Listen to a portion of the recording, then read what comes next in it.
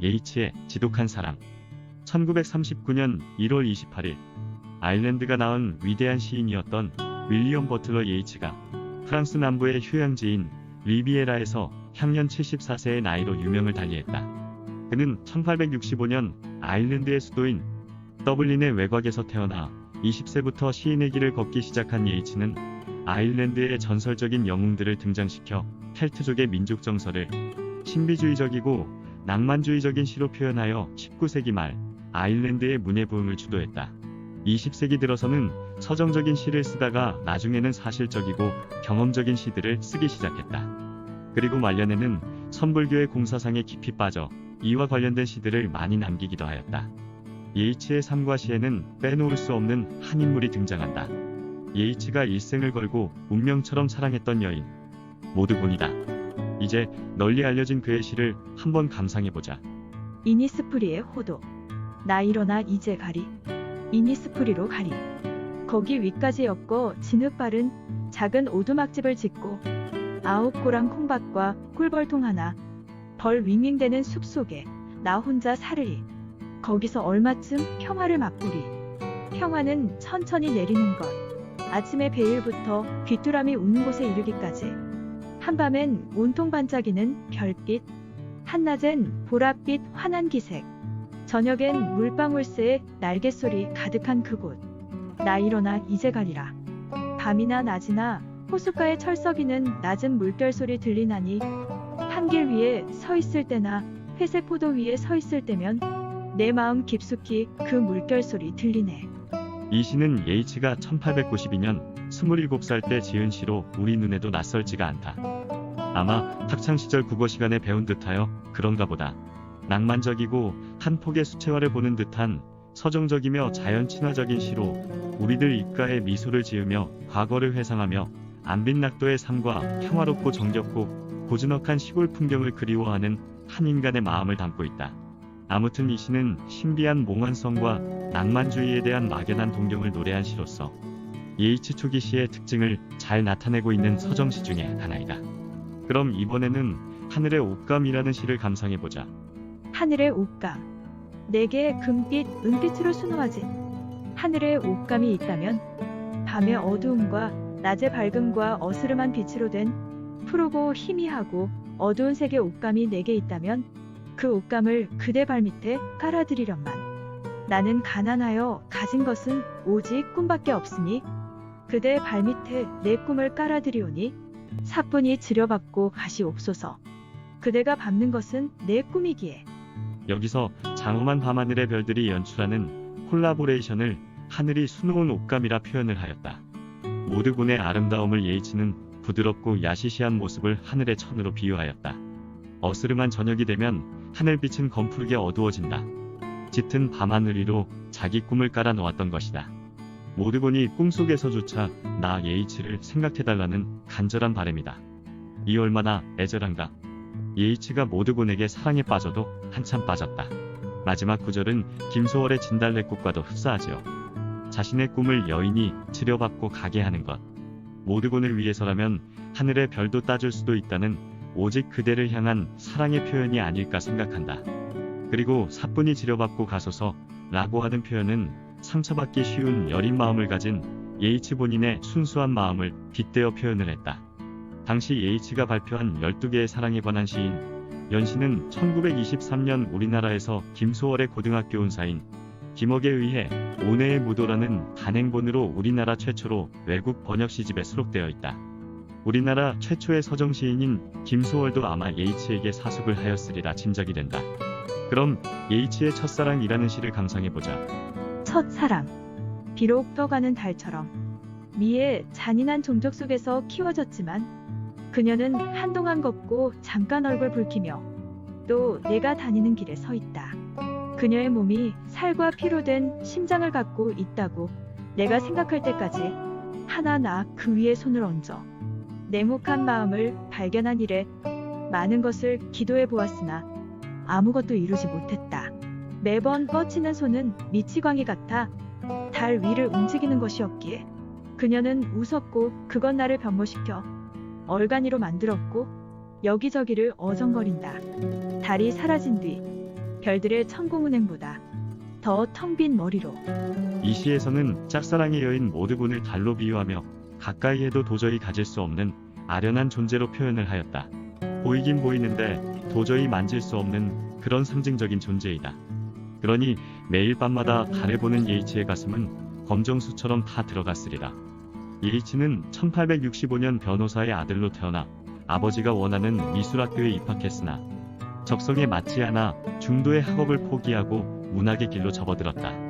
24세인 1889년에 첫 시집인 아신의 방랑을 발표했고, 그러나 몇 달 뒤 그의 인생을 송두리째 뒤집어 놓은 사건이 발생한다. 1889년 어느 봄날이었다. 당시 화가인 예이치의 아버지 사무실에 어느 젊은 여자가 찾아왔다. 당시 그녀의 나이는 예이치보다 한 살 어린 23살인 모드곤이라는 여자였다. 그녀는 영국에서 아일랜드 독립을 쟁취하려는 비밀결사 조직의 지도자인 오이어리의 소개장을 들고 와 예이치의 아버지를 만나 아일랜드의 정치적 자유와 독립을 위해서 우리 모두 힘을 합쳐 싸우자고 열변을 토했다. 그때 마침 아버지 사무실에서 예이치는 모드곤과 우연히 조우하게 되었다. 붉은 금빛 머릿결을 가진 183cm의 키에 미모를 가진 젊은 여성혁명가인 모드곤에게 예이치는 한눈에 푹 빠져버렸다. 총각시인 예이치와 젊은 여성혁명운동가인 모드곤의 만남. 잠깐 10여 분간의 만남이 예이치의 운명을 통째로 바꿔놓을 줄 누가 알았겠는가. 말 그대로 상사병이 걸려버린 것이다. 그날 밤 예이치가 쓴 시를 감상해보자. 화살. 그대의 아름다움을 생각했어. 거친 생각에서 빚어진 그 화살이 나의 골수에 깊이 자리했네. 그 어떤 사람도 그녀를 바라보지 못하리. 그 누구라도 이제 한 여인으로 새롭게 자라나 큰 키와 품위를 지녔지만 얼굴과 가슴은 사과꽃처럼 섬세한 빛깔을 가졌네. 그녀의 아름다움은 너무 상냥하나 이유가 있어. 늙어 허물어짐에 나는 슬퍼하리. 위의 시는 예이치가 모드곤을 처음 본 날. 이때의 감흥을 나중에 잊어버리지 않기 위해 그날 집으로 돌아와 바로 쓴 시로 알려져 있다. 마치 둘만의 사랑이 새드엔딩으로 끝날 것 같은 느낌이 들었나. 아무튼 연애의 미래를 내다보고 예이치가 독백으로 하는 말 같다. 예이치는 모드곤의 큐피드의 화살을 심장에 제대로 맞은 것이다. 아마 가수 백지영의 총 맞은 것처럼의 노래 제목처럼 예이치의 머리에 사랑의 화살이 꽂힌 것이다. 이렇게 예이치는 감수성이 예민하고 아주 섬세한 성격의 소유자인 것 같다. 그날 이후 예이치는 어떻게 하면 모드곤의 마음을 뺏을 수 있을까 골똘히 생각하게 된다. 그리고 혼자 결론을 내린다.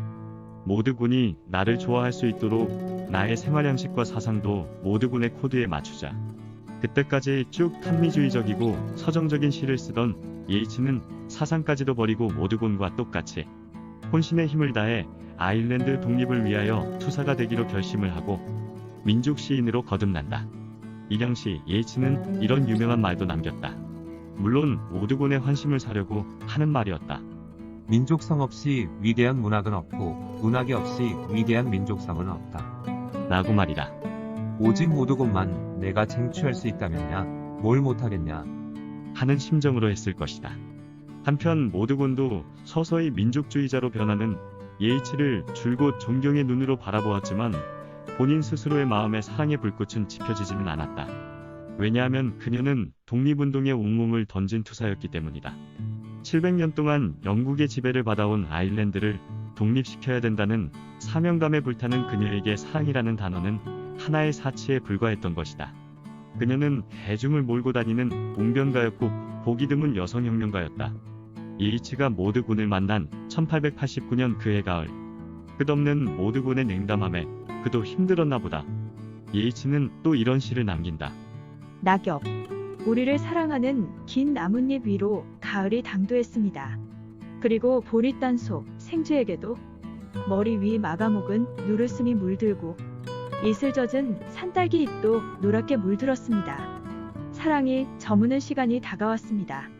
우리들의 슬픈 영혼은 이제 지치고 피곤합니다. 헤어집시다. 정열의 시간이 우리를 잊기 전에 수그린 당신 이마에 입맞춤과 눈물을 남기고.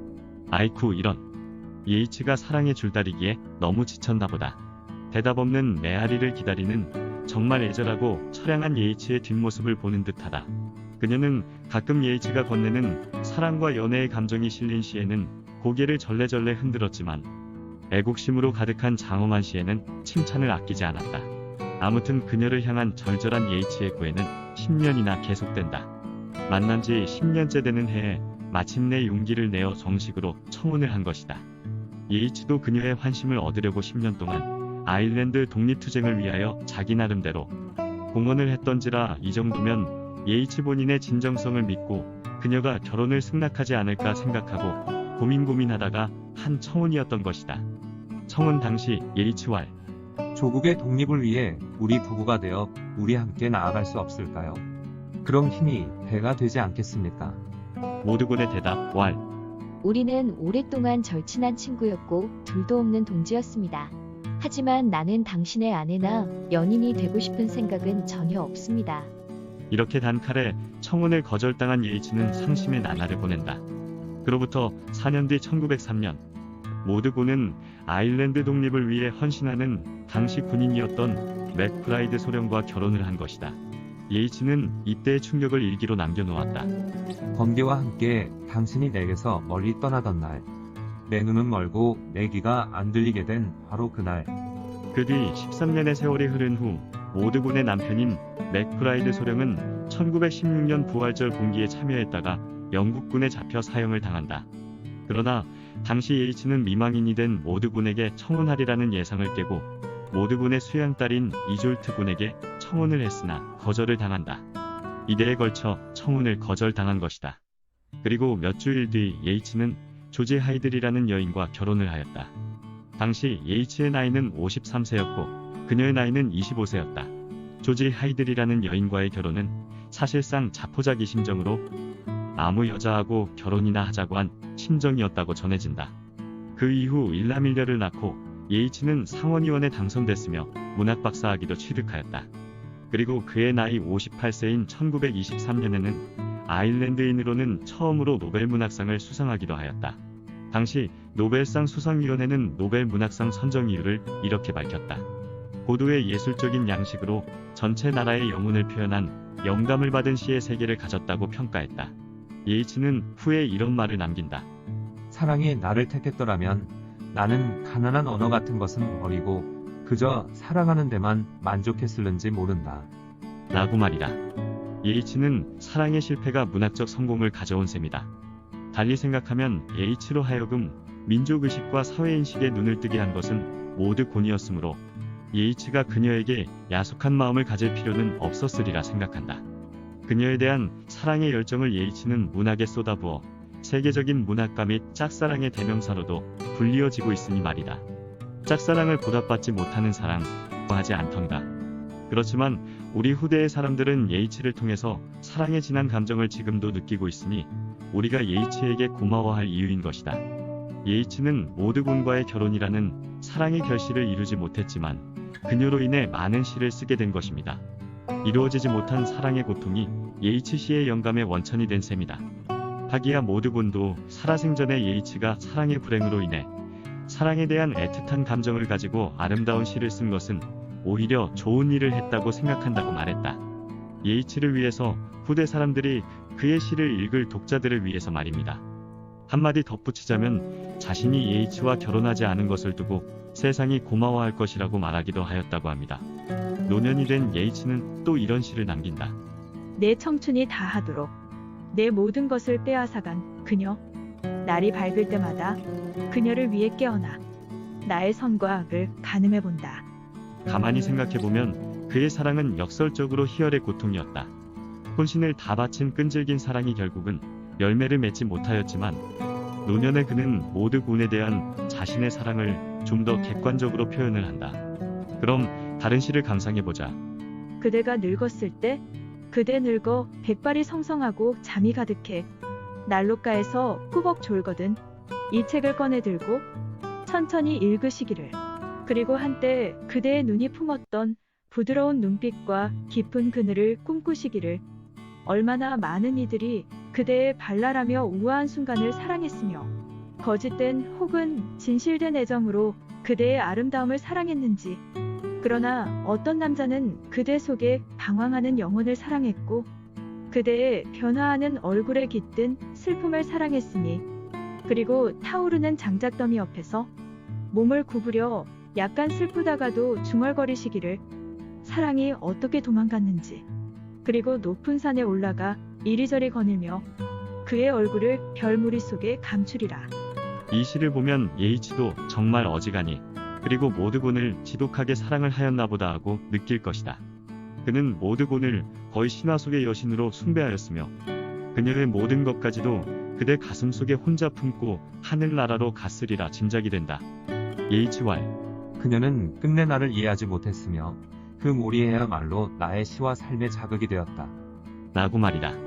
영국의 시인인 하우스만은 시를 쓰는 작업은 상처받은 진주조개가 지독한 고통 속에서 분비작용을 하여 밝고 영롱한 진주를 만드는 일이라고 비유를 하였다. 그만큼 훌륭한 시를 창작한다는 것은 각고의 노력 없이는 무척 어려운 일이라는 것이다. 예이츠는 평생 신비주의나 영혼, 그리고 인간의 마음 연구 및 점성술에 지대한 관심을 가지고 있었다고 전해진다. 그는 평생 동안 광범위한 글들을 읽고 초자연적인 현상을 연구하는 고스트라는 모임의 회원이었는데 특히 스웨덴의 최고 과학자이며 영성신학자인 스베덴 보리에게 많이 영향을 받았다고 말하기도 하였다. 1892년에 예이츠는 이런 말도 한다. 내가 신비로운 힘에 대하여 끊임없이 연구하지 않았더라면 윌리엄 블레이크 작품집에 아마 한 단어라도 쓸 수 없었을 것이다 라고 말이다. 그리고 신비로운 인생이야말로 나의 모든 행동과 나의 모든 생각과 나의 모든 글의 중심이다 라고 고백을 한다. 예이츠의 묘비명에는 이런 글귀가 써있다. 삶과 죽음을 냉철히 보아라. 그리고 지나가라. 아무튼 예이츠는 현대형 문학에서 빼놓을 수 없는 인물이 되었고 사랑에 관한 시인을 특히 짝사랑에 관한 특정 인물을 머릿속에 떠올리자면 제일 먼저 생각나는 인물이 되었다. 평생 그를 힘들게 했던 모드곤에 대한 30년 동안의 짝사랑이 후세에 그를 널리 알린 원동력이 될 줄 누가 알았겠는가. 인생이 참 아이러니하다. 그러나 하늘나라에서 자신의 이름이 여러 사람에게 회자되는 것이 행복할까? 아니면 죽어서 얻는 명성보다 살아생전에 모드곤의 사랑을 얻는 것이 더 행복했을까? 당신은 어떤 삶을 살고 싶은가? 어떤 삶이 더 의미 있고 가치 있는 일인가? 정답은 여러분 각자의 상상에 맡기겠습니다. 오늘은 그럼 여기서 이만 줄일까 합니다. 구독자 여러분, 하시는 모든 일들이 술술 잘 풀리실 겁니다. 제가 옆에서 기도드리겠습니다. 오늘의 걱정은 오늘로 끝내시고 마음 편히 주무십시오. 왜냐하면 내일은 내일의 새로운 태양이 떠오르니까요. 모두들 행복하십시오. 감사합니다.